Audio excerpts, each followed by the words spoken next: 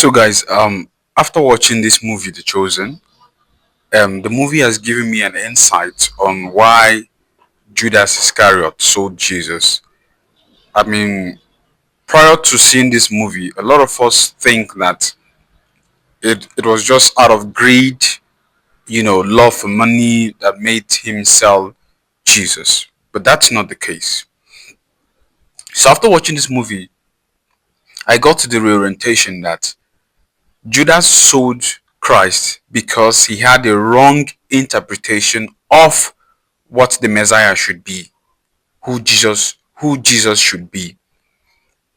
So knowing fully well that during that time Jerusalem was under the Roman rule and Pilate was the governor in Jerusalem, and the Romans controlled Jerusalem. So the prophecy came that there will be a Messiah to liberate them, and many of them thought the liberation would come in a political way by overthrowing the Roman government and the rest. So that's even one of the reasons why he agreed to follow Jesus in the first place, thinking, oh, he's the Messiah, so he would raise an army. Let me join the army that will overthrow the Roman government and the rest. So when it dawned on him that this Messiah was not the way you think it would be, the Messiah is not the person whom you think he is in terms of a political, savior or something.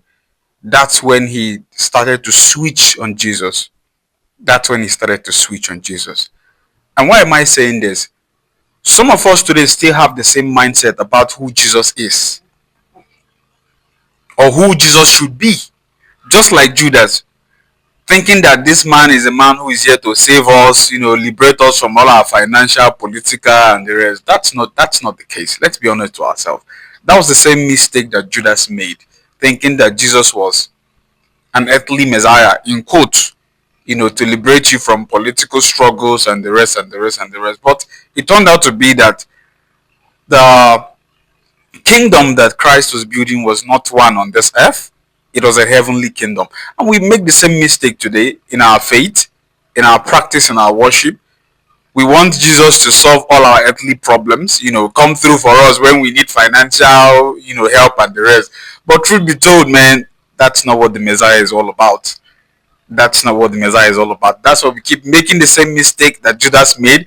Many of us spit on Judas. You sold Jesus, but today we are selling Jesus too. We are selling Jesus because we are putting him in positions thinking he's supposed to do this for us. And if it doesn't come, we get mad.